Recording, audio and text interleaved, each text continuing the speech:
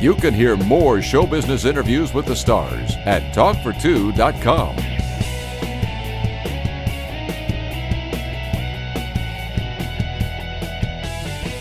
Thank you, Gary, and welcome in, everybody, to another episode of Talk for Two.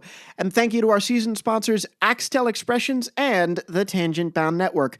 Find fantastic podcasts at tangentboundnetwork.com and all your entertainment needs at axtel.com. Now, today we have somebody I have admired for quite some time. People ask me all the time, how do you get these really cool guests? The truth is, I've just been very lucky and very fortunate in being able to form relationships with the people who book talent on shows like mine. Now, that's just a fraction of their job requirements, and I think if you ask these people what their job is, they would say it's to never be seen and rarely be heard. I'm speaking, of course, of publicists. Dick Guttman is a publicist who started out in the golden age of Hollywood as an office boy for the esteemed independent public relations firm Rogers Cowan. He climbed his way up, eventually working for and being mentored by the legendary Warren Cowan himself. Striking it out on his own after several years with Rogers Cowan, Guttman's clients now include Jay Leno, Donny Osmond, and Barbra Streisand. He's written a book, one that has since become like a handbook for me, called Starflacker. It is available on Amazon. I've linked to it below, and it has been a top seller for the last year. To me, people like Dick Guttman are just as interesting as people like Bob Barker or Larry the Cable Guy. Publicists, or flacks as Dick calls them, are responsible for managing a celebrity's image and guarding them from certain outlets while letting others in. This is why his story fascinates me. Myself, still a college student, remember, I have become fascinated with this world of publicists, agents, and managers. The makers, if you will, of the stars. Recording my show is only about 10% of the work I do, and the interviews an even lesser percentage. Most of the work is in communicating with these important people that pride themselves on their unseen work. Now, Guttman broke that cardinal rule about staying in the background when he wrote his brilliant book. Dick and I discuss his career, the book, we talk movies, and toward the end, he even gives a little hint of Barbra Streisand's thoughts on the presidential election. Now, one little bit of housekeeping before I throw it to the interview. Our conversation was almost an hour long, double our normal length of time, as sometimes happens. As usual, I'm presenting it to you nearly unedited. I saved this double-length episode for today because I wanted to leave you feeling full. Due to my travel schedule the next few weeks, Talk for Two will not post a new episode until the first week of August. But don't you worry, we have plenty of cool things coming up, including a huge surprise I cannot wait to share with you when the time is right. All of this thanks, in large part, to the publicists I get to work with, just like our guest today. Here now, to tell us how to earn a flack's trust, our interview with Dick Guttman. Dick Guttman, welcome to Talk for Two. How are you today, sir? Oh, he's terrific when talking to a film fan. Oh, absolutely. Film fan, film major. We got a lot to talk about today, but you are a press agent, a flack. There are so many titles for what you do. Can you tell us what is, in your own words, a flack? Okay, a flack. Well, a flack is a word that was. There's a trade paper called Variety. Traditionally, it has created words for the New York is Gotham. They had all these different words that were shorthand for what is. And press agents were a sort of omnipresent circumstance in Hollywood, so we got names. Army Archer, who was their columnist, called us praisers. But I thought that one was a little too specific. But they gave us the name Flack, which I don't know what it comes from. It could be like flak from an anti-aircraft gun, little puffs of smoke. Mm-hmm. But it's stuck, and it's in the dictionary. It's to do publicity for. Wow. That's interesting. Now, let's dig into your personal history. You got your start at Rogers & Cowan, is that right? Rogers & Cowan was the queen of all the independent PR agencies right at the middle of the 50s, right in the early part of the 50s, Right. and at which point the studio contract system was sort of coming apart, and stars were suddenly on their own. The studios had always done, intense publicity on them, creating characters very often, gave them new names, new backgrounds, and all of that, some of which they were readily adopted and others they weren't so happy about. And so at that point, they were coming on the market, and Henry Rogers and Warren Cowan Henry Rogers had been a press agent during the 30s, which was, I think, even a more interesting time to be a press agent. But they got together, and they were great. They went out after the agents. The agents loved them. The agents gave them the clients. They had more stars on their roster than MGM did. Wow. It was astonishing. They're really big stars. And I was looking for a job. I was a film student at UCLA, needed a job, went to one that was advertised. They needed an office boy. I had a car. I could make with the deliveries. I was fine with it. I had no interest. I'd never heard of publicity. Right. Even though I've been a journalist all my life, and I was a film student, so that's the combination. And I'm just making the deliveries, and one day I knock on the door, and it is opened by Kirk Douglas. Wow. Now, Kirk Douglas in the mid-'50s was as awesome as he is now, and he was about to do Spartacus, and it was just simply the bravest guy I've ever known in the business. But it intrigued me. What is this company I'm working for? And so I started reading the memos I was passing around, and it was everything I had been trained to do all my life. So I suddenly decided maybe this is what I'll do instead of being a filmmaker. And of course, Warren Cowan, he became your mentor. I'm curious because I've heard you tell that awesome story before of the of being the office boy and then Kirk Douglas opening the door. When did you get your shot to get promoted to work in the company? Well, what I deliberated to do from the very beginning is to find the rules. Because there is no course in it. I guess now I think 14% of the people that go to the universities are studying public relations. At that time, there was no course. And there were no rules. So there were rules, but you had to encounter them in order to know them. And so one of the men on the staff, one of the top press agents, Ted Loff, who handled all of the great liberal stars of that time, Robert Ryan, believe it or not, Charlton Heston, wow. who was a grand liberal then, as was Ronald Reagan. And, I mean, these were people of principle. If they went into conservatism, they were following their principles too.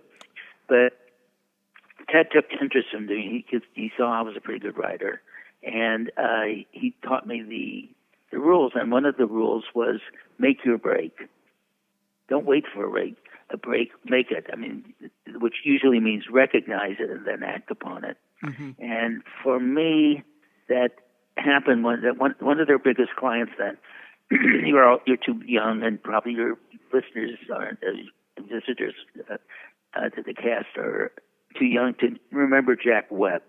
Right. Jack Webb started television on its merry way with police procedurals with a show called Dragnet. Yep. Dragnet was what The Sopranos was. That's what Dragnet was. Mm-hmm. It captured all the imagination. He was a superstar, even with Gary Cooper and all the great stars that they handled, Greer Garson and Tyrone Power, all these people. Jack Webb was their biggest star. And he had a movie that he made called Pete Kelly's Blues. He directed it. He was a great historian of jazz, loved jazz above all else, and made this movie about Kansas City jazz in the 20s. And it starred among the people in Ella Fitzgerald and Peggy Lee. And so you can tell the music was pretty good. Phenomenal, yeah. And they didn't have a handle on it. They didn't know how to do the publicity. It was slipping from their grasp. And they were about to lose. I could read in the memos I was taking around. They're going to lose Jack Webb if they don't do something on Pete Kelly's Blues. Well, I was still at UCLA, so I went to the music department, and I said, if you'll give me a big hall, I'll get Jack Webb to come and give a seminar in jazz and Kansas City blues, and I'll bring in all of the musicians he had in the film, and who knows, maybe Peggy Lee and Ella Fitzgerald, which I knew was impossible. Mm-hmm. So they were really excited about it. So I wrote it up, gave it to Warren Cowan, and said, I think this is a way that we can create some heat for the film. He takes me in with my sheet of my presentation to Henry Rogers, who was the grand poobah of the company. Henry Rogers reads it, and he turns to Warren. He says, "You're telling me that you're going to turn over our biggest client to the office boy." And Warren says, "Unless you have a better idea," which of course he didn't. And it came, the response was hysteria. We had 800 people in a 600-person hall. Wow. Jack Webb came in with his musicians. It went crazy. It was 15 minutes before he could get them to calm down. He gave a course in music, and the musicians created the music to illustrate it. That was one of the great experiences of learning in my whole life and of the enjoyment of music. It was madness.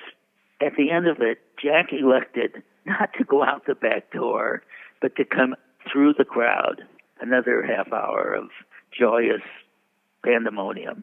Incredible. And so we get to this bus that he had for his musicians, and he turns to Warren and he says, "Warren, I thought I would say this to anyone but a beautiful woman, but you just gave me the greatest night of my life." And so I was a press agent. What were they going to do after that? Oh, that's genius. But the interesting thing was that, because I always learn lessons from things, it was enough. The bullet had gone sailing past their ear, and they were okay. But it wasn't enough. Later on, a year later, I would have understood that this was just a rehearsal, that we should have taken that act on the road. We should have done it in Chicago and in New Orleans and New York and everywhere else. Repeated this thing, raising money for some local music program, and it would have sold that movie. The movie did nothing. It would have done a lot better, but they were happy to be off the hook. They didn't think about it. That's wonderful. Now, the lesson was, take it as far as it'll go. Absolutely. Yeah, and you talk about working in that time period. We call it the golden age of Hollywood. And I'm curious, in your own words, in your own experience, what defines the golden age of Hollywood? Okay, it's defined, yes, somewhat by years, because it really began in the 30s, 40s.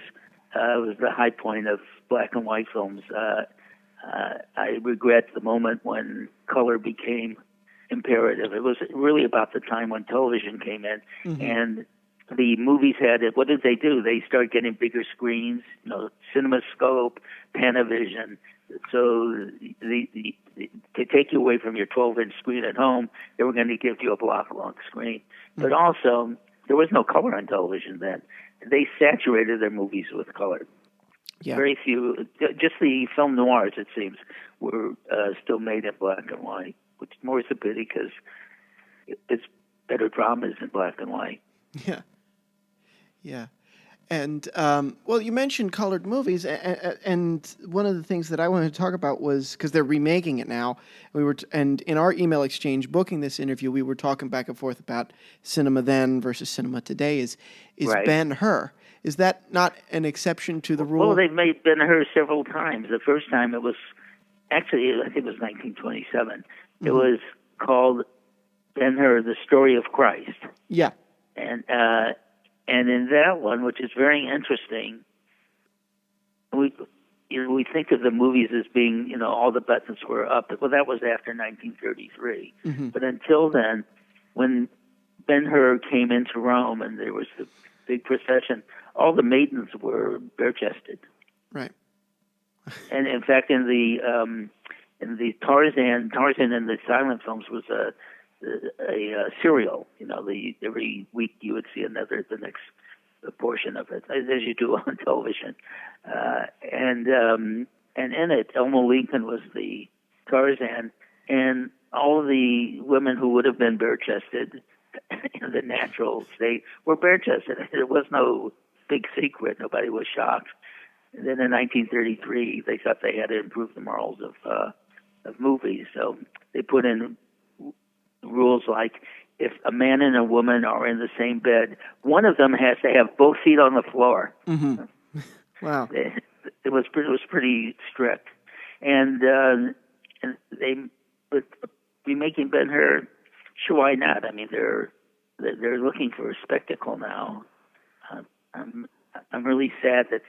I mean, I work on Oscar campaigns, and last year it was Spotlight, and I was really thrilled that it won, because there were very few films that year, or any year now, where they have the kind of personal thematic films. It seems now everybody has to have a comic book hero, or the terrible destruction. Yeah. But I'm sure that they could redo Ben-Hur and for a new audience and find it. At least it has a story. That would be nice. Absolutely. Now, you mentioned something about the comic book hero, and again, pulling a quote from our exchanges that you said was so poignant, is that let me find it here and read it. Once upon a time, Hollywood heroes were common people who did uncommon things. Can you expound on that a little bit? I mean, and how we've lost. Did I lost. say that? Yes, you did. We were. Oh, that's pretty good. Yeah, it is. No, but it was true. I mean, it's a time war now to refer back to 1939. But 1939 was a time when they, as we do now, they had up to 10 movies that could be nominated for the Oscar. And every one of the 10 movies that was nominated for the Oscar that year became a classic movie. Gone with the Wind and Wizard of Oz and Mr. Smith Goes to Washington, Stagecoach, Ninotchka, Goodbye, Mr. Chips. I mean, it was astonishing. Mm-hmm. And not only that, but behind those 10 were 20 films that didn't get nominated. Gunga Din, Beau Geste, The Hunchback of Notre Dame. Great, great, great movies that couldn't get nominated. Mm-hmm. And today and they're all classics today. Of course. But each one of those things, and I think the reason was, as much as we like to condemn the movie moguls, the Sam Goldwyn's, and particularly Harry Warner and Harry Cohn and the Zanucks and those people, they were quite feudal in the way that they controlled their talents. If you were at MGM, you belonged to MGM. They decided what you would do. They gave you training in sword fighting or in tap dance or whatever it is they were preparing you for. You got the training in it. The other night, my wife and I were watching on Turner Classic Movie. They had a musical from like 1947 called Good News with Peter Lawford and June Allison. It was amazing how good Peter Lawford was as a singer and as a dancer. Oh, absolutely, yeah. And they were all trained, and so you saw films, and the interesting thing was those moguls may have been monsters in the way they treated their talent and pushed them around. On the other hand, they wanted to make good movies. Mm-hmm. They were in competition to make good movies. And the assumption is you make a good movie, you'll make a profit, which was usually the case. Today, they're so conditioned, the possibility of making $250 million, $500 million off of a movie, they're really reluctant to do anything that aims only to make the profit of $10-20 million. Why waste the time? Right. And so you have these comic book and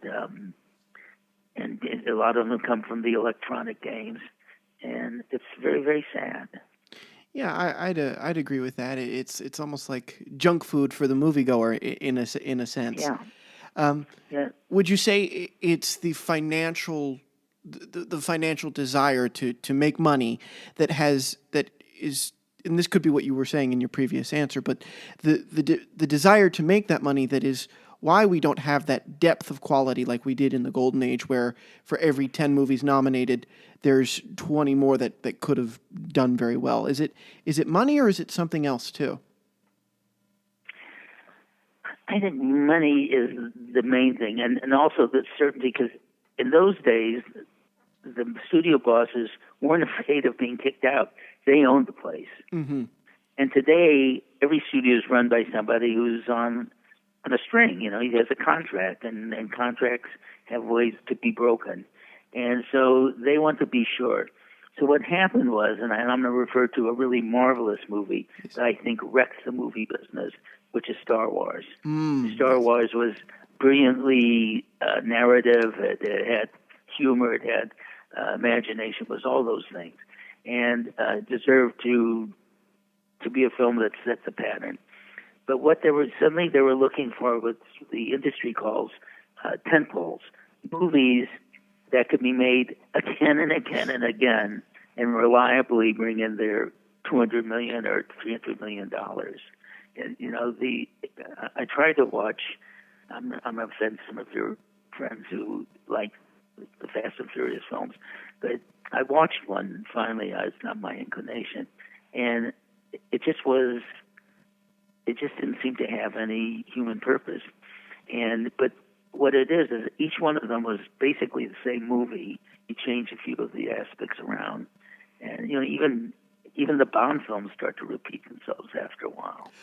But it's okay. The audience is going for old friends. One of my director clients was a man named Eddie Dmytryk. Eddie Dmytryk was a great man. He made really wonderful motion pictures. He was one of the people who were blacklisted during the blacklist in Hollywood. Yeah. Because he'd been a socialist during the 30s. But he made great movies. And so he told me once he was making a movie for Sam Goldwyn, and he went into Sam Goldwyn. He said, "Sam, I can't do this film. I can't do this script." And Sam said, "Why would you say that?" He says, "Because everything in this script is a cliche." And Goldwyn looked at him and he says, "For the audience, a cliche is an old friend." And Eddie said to Sam Goldwyn, "Then get an old friend to direct this." Yeah. That's great. But they wanted to make good movies, and Sam Goldwyn at the end of World War II said something has to be said about the returning soldiers.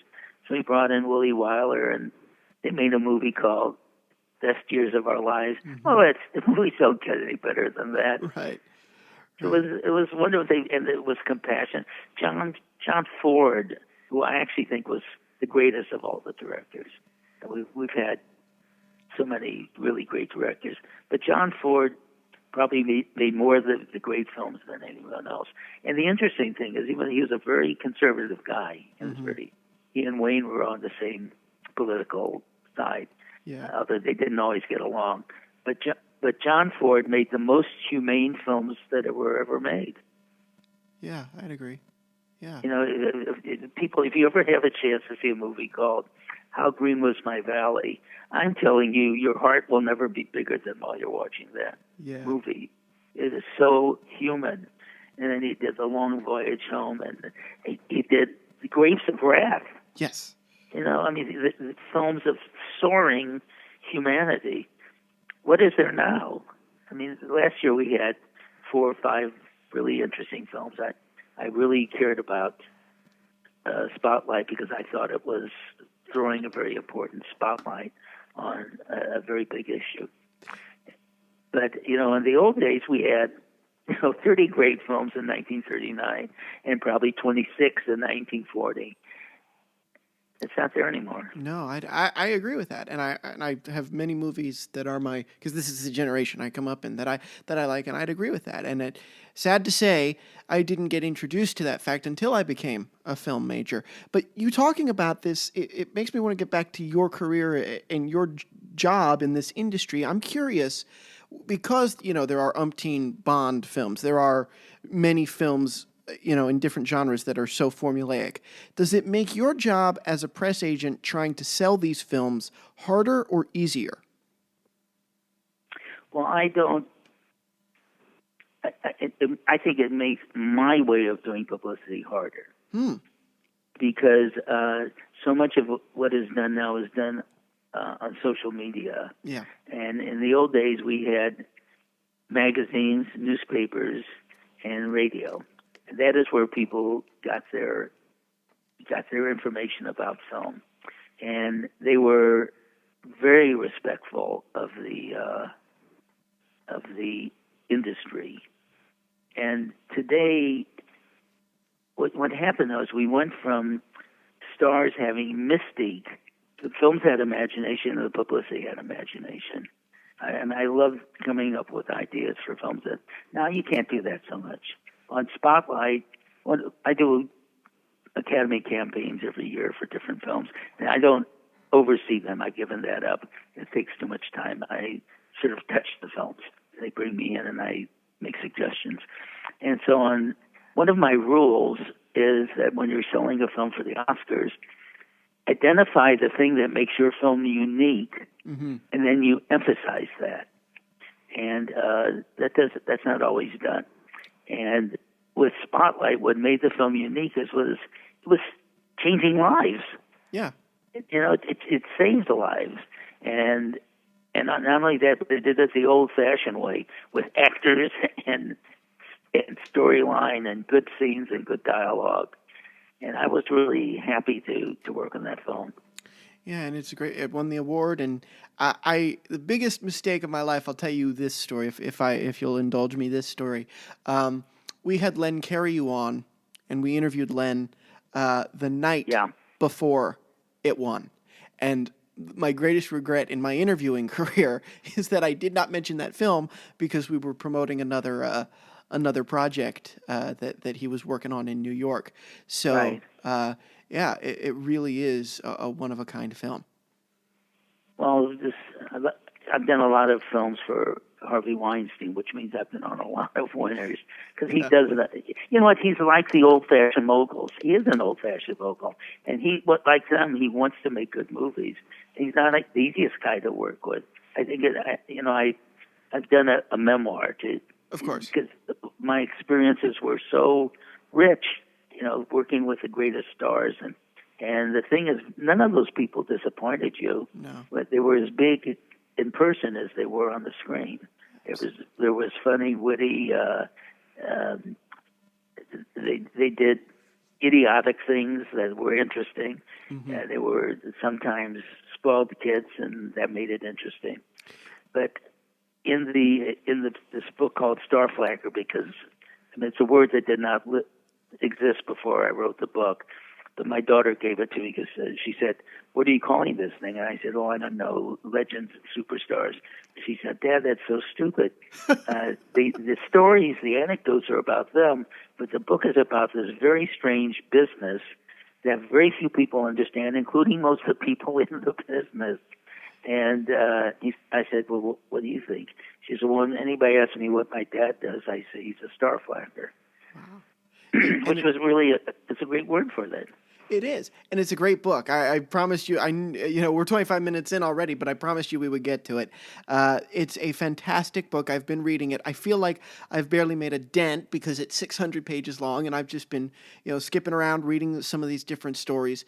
It's incredible, but you even admit right up front you broke one of the cardinal rules of being a flacker That's right. In writing it. So what encouraged you to say I am gonna go against the grain here and write a memoir about this industry? Great. Well, I think what you're alluding to is one of the first rules. I was working for this man, Warren Cowan, mm-hmm. who was my employer, but then he became my friend, and he became my competitor. And finally, at the end, he sold his company and kept Paul Newman and Kirk Douglas and Aaron Spelling, a bunch of really big clients. But he was in a position where he couldn't compete with the companies. He sold his company too. So he had these clients continue under some of his staff members, but I ran his company along with mine. Right. And Warren wanted to for us to go into partnership, and my wife had determined that the only person I was ever going to partner with was with her. She said nobody else is going to accept your idiosyncratic ways. But Warren, I said to him one point, what is the first rule of publicity? He said the first rule of publicity is get the hell out of the shot. Yes. And he meant two things by that. He meant was that don't let the people see that this is a piece of publicity. Right. When they read the story, they should think, which really is actually, it's by force of the talent of your client and the power of the story that you're telling. But they should never see that. They should never think, oh, this person has a good press agent because I'm acquiring this point of view about him that somebody has manipulated. So that was one of the, I always thought he had also meant, get the hell out of the shot. Don't get in a photo with your people. Yeah. And so I never had photos. In fact, when it came time to sell the book, they said, well, where are the photos? And I said, well, I didn't take them. Occasionally somebody would say to Jay Leno, let's get a shot of the two of you, and there'd be a shot. And but I didn't keep those. So when I came down to it, I found the only shot I had with a star was when we were doing publicity for the artist. I did this thing in which I gave awards to the film, but I gave it to all the actors, including the dog, Uggy. And so Uggy was there to get in. We had 20 camera crews there. And so somebody on my staff said, get a shot with Uggy. And I said, no, I don't. And they said, for your grandchildren. I said, okay. So I have a shot with Uggy. It's the only star I have a shot with. But what you were saying was that I did break that rule, because when you write a book, you're breaking that big time. But I really felt that what I had experienced was so uniquely pleasurable. And I remembered every conversation. I could share that with people. They can be there with me, with Cary Grant or Paul Newman or with whoever I was sharing some adventure with, and enjoy their originality. Absolutely. Yeah, it's the life of the flack is unlike any other, and without claiming any kind of experience like you've had, doing this show and being a talk show, it's given me a window into it. And actually that book has become, in my reading, it has become kind of a guidepost for me, because this is an industry I am falling in love with as well. So it's so really, really cool. And I gotta know, we were talking a little bit about social media. These stories that you have in this book are, of course, a lot from that golden age and coming up with guys like Leno. Is social media hurting or helping the industry, the publicity industry? It's helping it in the wrong way. That's what's happening. It's making it easier. You make up an e-blast list. Well, in the old days, I used to have to send a story to one person, call them, try to sell them on it. They would use it. Now you make it up, or else you put it on a PR newswire, and it'll go to 1,000 different outlets. And I don't like that, because anybody can do that. In the old days, I think I had a unique skill, and now the skill is something. Those skills I leave to my staff now. They're so skilled on the internet, and when I started to publicize Starflacker, I was told, "Oh, you have to start tweeting and do things like that," which I never did. A tweet bothers me because it annoys me that somebody would take out time out of their own moment to experience my moment. No, enjoy your own moment. Hold that baby, smell the sea breeze, watch that game, whatever it is that thrills you. Let life thrill you. I mean, my life thrilled me constantly, just by definition of what it was I was doing. And so I gathered some of those thrills and the things that made me laugh. The book, you have to have seen by now, every page has 3 or 4 laughs on it. Incredible. And it's not because I'm witty. It's because James Mason was with her, or Michael Caine, or Peter Ustinov, or Tony Randall, or Paul Newman. Those people were really, really clever. Or Cary Grant. Was it Cary Grant? I know it was a client. I want to say it was Cary Grant. It's in the very front of the book.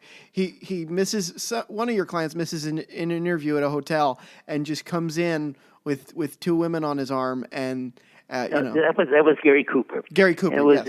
It was Gary Cooper. And what it was when I was 22, so by 22, I've been in the business for 3 years. Yeah. And I'm pretty well set. I can do this for the rest of my life with my eyes closed. And I made a little mistake. I was a psych student too. I signed up for the psychological test, which turned out to be the LSD test of the CIA. and it really, most of those people, a lot of those people, I suppose, committed suicide. At least I was led to believe that. And it really took my legs out from under me. And I actually thought I was going to go nuts. And I didn't want to do it with my parents having a front row seat. So I took off for Europe. I just dropped everything I was doing. Got a job in Paris working as a press agent on a little movie that Billy Wilder was making with Audrey Hepburn, Gary Cooper, Marie Chevalier. One of the great romantic comedies of all time. And I grew up on that movie. And it was sensational. So I'm doing the film. And this is, funny enough, a perception that only clarified itself for me earlier this year. The greatest honor of my life was Robert Osborne, Turner Classic Movies, invited me to be a guest programmer. I mean, I can't think of a higher honor. That's incredible. And it was so much fun. And so I picked Love in the Afternoon and 3 other films, Bonnie and Clyde, things I'd worked on, and films that I thought were great movies. So on this anecdote you mentioned occurred on Love in the Afternoon. Gary Cooper in that film is this roue, this playboy that Audrey Hepburn falls for, and frankly, he was way too old for it, but so was everybody she ever starred with. With Fred Astaire and even Gregory Peck. They were all at least twice as old as she was. So in this film, Gary Cooper was 56, and Audrey was 26.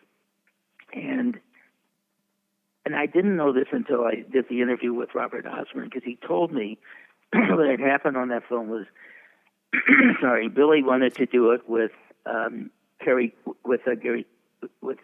Grant, and Cary was busy, couldn't do it, and because Gary Cooper, along with being Sergeant York and the sheriff in 12 O'Clock in High Noon, he had been a great romantic star. In his real life, he was, a man with experience of many, many, many gorgeous women.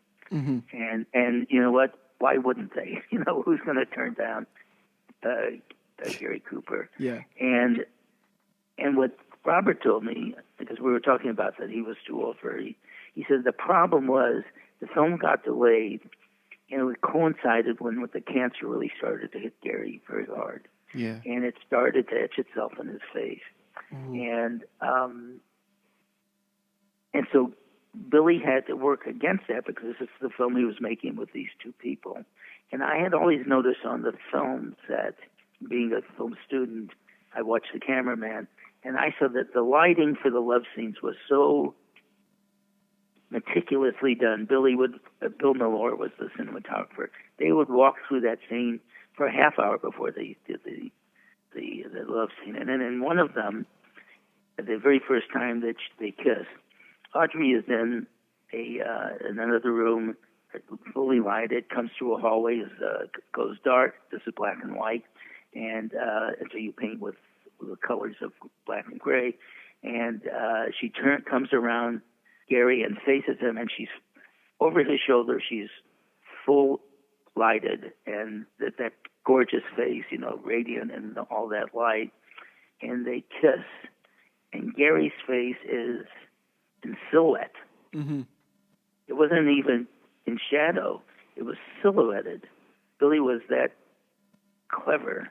And so the story that you mentioned was there was a very important magazine editor who had come over to do a story with with Gary Cooper, and Cooper joined me in the evening where he and the writer and I could come and do it at his suite at the Shawshank Hotel. So we get there, and the butler, or the valet, opens the door, and a surprise that we're there. I said, we're meeting Mr. Cooper. He says, you're meeting Mr. Cooper? Well, I'm sorry, I don't know. And I said, will you excuse me? And he disappears, and he says, would you please come into the living room? And so we sit down, wait a half hour. End of the half hour, the door to the bedroom opens, and out comes, not Gary Cooper, two of the most beautiful women, 6 feet tall I have ever seen, dressed to the nines. They look like they're about to go on the Balmain runway, and they were just exquisite. And then Coop comes out looking like Gary Cooper, super duper. He looked great. And he said, gentlemen, I'm terribly sorry, Dick. I know I said we'd have to interview this evening, but I had a previous arrangement. And if you two would excuse me, his Dick Peer was the other guy. He says, tomorrow night I'll take you to dinner at Cavallo's, which is one of the great restaurants. We'll have a great dinner, and Peer, I'll make up some stories that'll give you enough to write about. and so we did it, and in the next week there was this wonderful thing. And only when Robert Osborne told me this story, which went beyond what I knew. I did not know that his illness was a factor. I realized that was a skit that was written by one Billy Wilder. Wow. What happened in that room, Billy Wilder set up because he wanted to continue the association of Coop as one of the great ladies' men of the world. Wow. That is... And I noticed that throughout the film, because there was some point where we were taking sort of sexy pictures of Coop with women in a hot tub or something.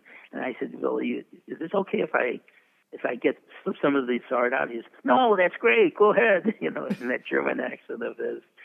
He was using me. So when I was getting ready to do the interview, I watched all the films again that I was going to talk about, and to do the interview in Turner Classic Movies.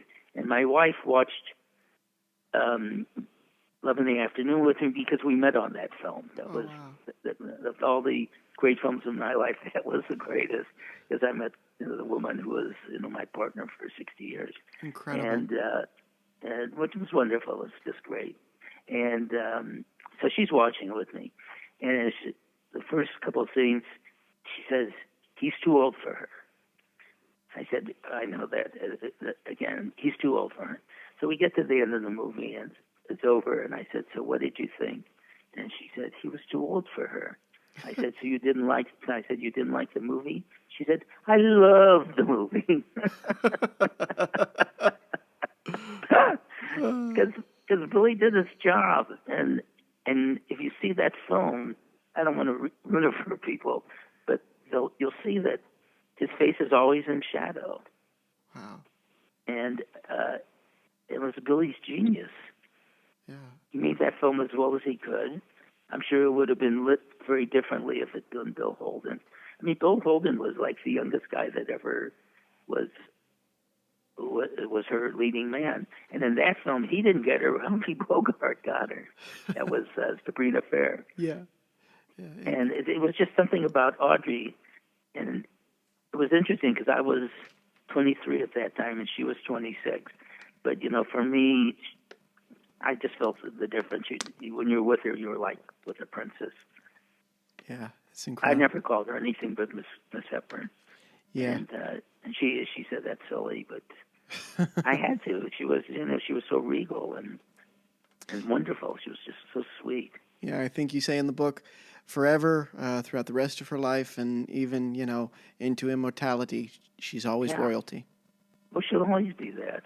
There's no, and it's not that her films were so carefully selected for her. She just brought that wonderful aura to everything. But that's what my life experience was being with people who had a special aura. James Mason, one of the most extraordinary personalities I've ever, you can take the vitality of any other four people, and that's James. And he had an aura to him. Actually, people were afraid of him because he was so bigger than life. And he encouraged that because I never saw anybody put their hand out to shake his hand. Mm-hmm. Nobody took that liberty. And I think he did that on purpose because his hands were like sandpaper. You know, if you shook his hand, you came across with half of your skin missing. Oh. And I think that's the one thing he was embarrassed about. And he discouraged people from wanting to shake his hand. Interesting. It's a life. It's you are a witness to some of the greatest moments in history. And personalities. Movies and personalities. And I felt I had to write it. I actually started writing when Warren Cowan died. He hadn't written a memoir, and I thought I could maybe write one for him. But when I did it, all these stories just came through. I mean, one of my friends, a really great director, when I told him I was writing, he says, "What are you going to write about?" I said, well, Cary Grant called one morning. He says, "Stop. That's where you start your book." He says, "Who else can start a book with Cary Grant called one morning?" And it was a great anecdote because he called me, and I'm not going to try to do his accent, but it was the starts. He says, "Dick." He got two syllables out of Dick. "This is Cary." And I said, "Yes, Cary, how can I help you?" I always start a conversation with "How can I help you?" because somebody's calling you, they want something. Yeah. But so he says, he gets down to it and he says, "There's this story I'd like to have refuted. Do you know this writer, Vernon something?" I said, "Yeah, Vernon Scott, in this United Press International." He said, "Yes, that's the fellow." He said, "I wonder if you could sell him this story." I said, "What is it, Cary?" He says, "Well, there's this article in a woman's magazine, and it quotes me as saying that I never loved any of my wives." I said, "Wow, that's pretty rude. Did you ever say that or something like it?" He says, Yes, something like it. Yes, I did." I said, "Well, what was that?" He said, "Well, I once said I never left any of my wives. They all left me." And he says, "Do you think you could get this Vernon fellow to write that up?" I said, "Cary, this is one I think I can sell." That's genius. That's genius. Well, we have kept you now for 45 minutes. I promise all my guests to try to keep it at the 30-minute range. But your stories are so engrossing that if you were good with the time here, I was good to let you go. But I would do. Okay, I'm here. I have a quiet moment. There's a quiet before the storm because there's the election here. Yeah. It's this election year. That's a whole other press circus altogether. Well, my clients are. And one of my clients is Barbra Streisand, so everybody wants to know. She's such a great feminist. How she feels about this. So, the world is waiting for what she has to say, and she has something very interesting to say. I mean, basically that how interesting that things that seem impossible, once they happen, you realize that they were possible. Yeah. And she was making the point to somebody today that this is something that opens the doors of aspiration much wider for women. Oh, absolutely. Some young girl can look at it and say, "Yes, I could be president." Wow. So it's kind of a quiet day. But let me ask something of you and of the people who follow you. I'd ask them two things. One is I'd like them to read the book. Please do. It's not a book that, forget 670 pages. That's just how much longer it'll take you to read it. It's put it by the side of your bed. You read 5 pages, a couple of chuckles, and then you go to sleep. Yeah. And then it'll get you through about 6 months, and you can pick it any place, and you'll have fun with it. But the other thing is, I'd like them to watch Turner Classic Movies, not because they had me on as a guest programmer. It's the place where these great movies are preserved. And if you would, not go to one Marvel film one week and then put on Turner Classic Movies, you'll see why those films were so moving and human. Yeah. Human. That's my problem with the Captain Americas or whatever there are, none of which I've seen. I remember comic books were my life when I was 10 years old. But I was 10 years old. Yeah. I wasn't 30 years old. And I want to know about real humanity. And these movies tell you. They open your door, and even the comedies have content and meaning. Mm-hmm. And so, I mean, I know that that's what you're in business for, is to bring them to that realization. But the greatest gift you can give yourself is to examine those films. And then if you want to read my book, and then you'll find out more about the people who made them. But they were all amazingly witty. Can you imagine being in a word competition with Peter Ustinov? Right. Yeah. It was pretty formidable. Yeah. But you heard words. I mean, Peter, I'm able to do this interview because of Peter Ustinov. Really? Because one day I was doing 7 interviews with him. He had a new book coming out. And so I said, "No, I'm sorry, Peter, making you do all these interviews." He said, "On the contrary, I like to do interviews." I said, "Why?" He said, "I get to find out what I think about things." Yeah. I said, "What do you mean?" He says, "Well, they'll ask me a question that I've never contemplated before, but of course I have an opinion, and I formulate it, and then I find out that's what I think about the thing." Yeah, I remember.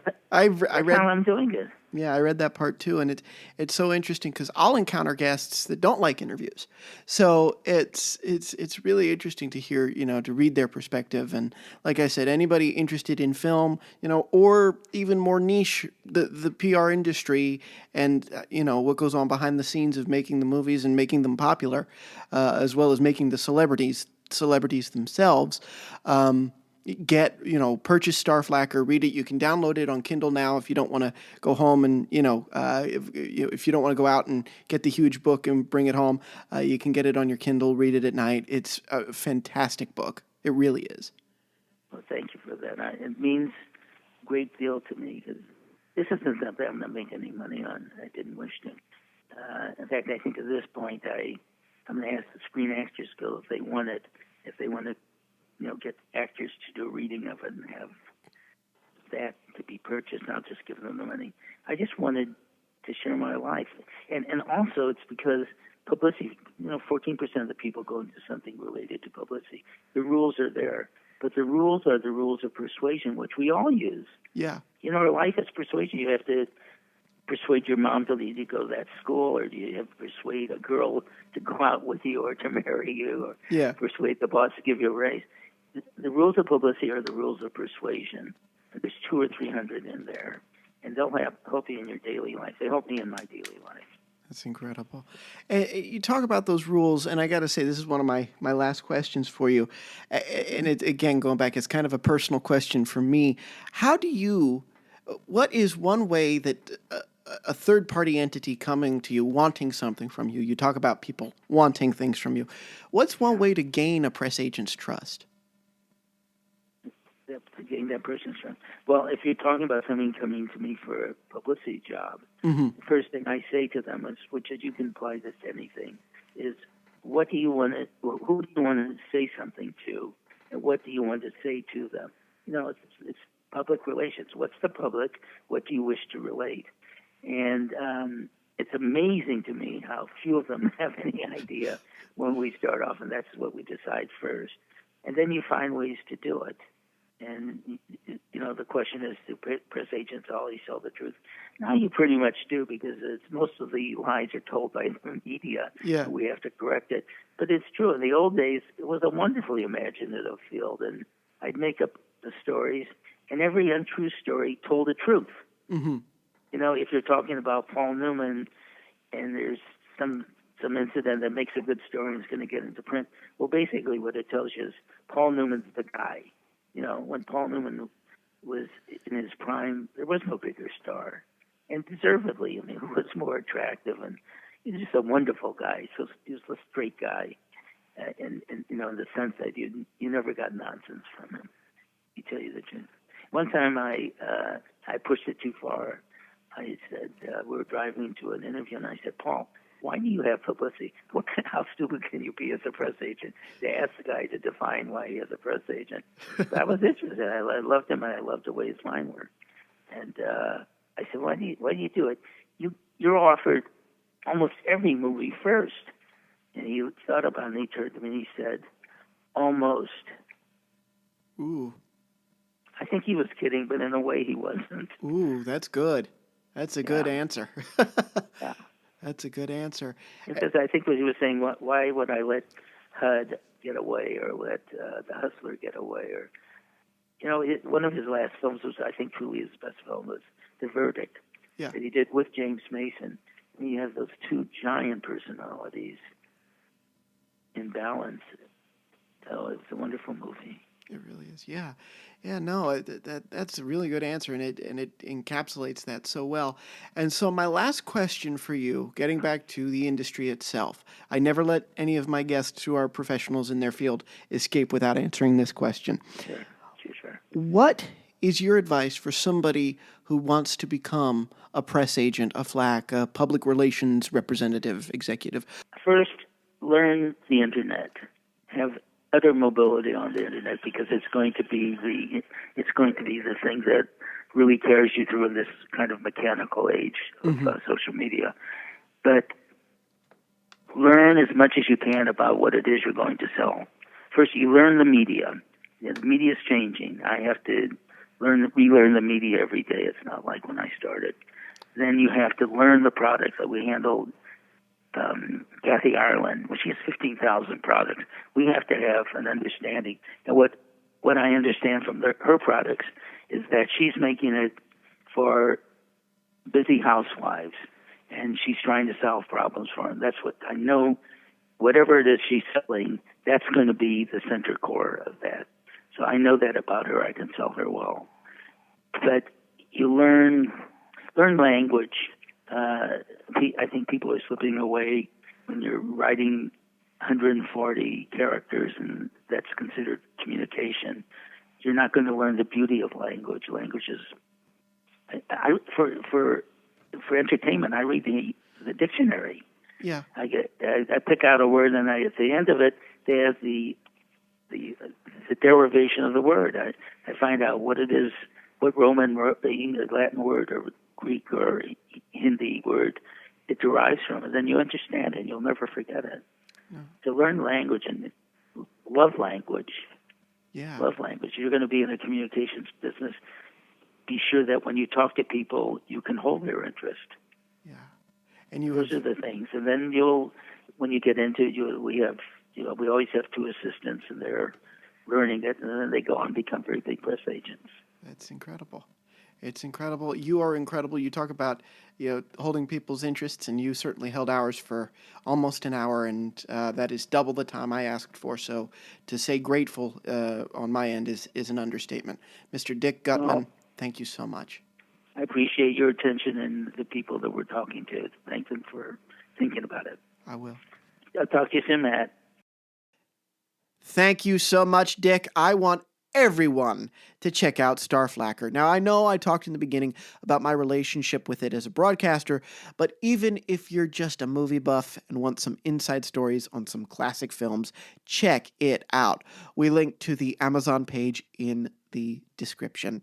That's it for us today. I will see you back here on Monday, August 1st. Thank you again to our season sponsors, Axtel Expressions and the Tangent Bound Network. Stay tuned to talkfor2.com, as well as Twitter, Facebook, and Instagram for more from the #1 performing arts podcast. Reach out by emailing talkfor2cast@gmail.com and talk about us on social media using hashtag #talkfor2. Signing off for Talk for Two, I'm Matt Bailey, reminding everyone out there to keep talking for two. You can hear more show business interviews with the stars at talkfor2.com.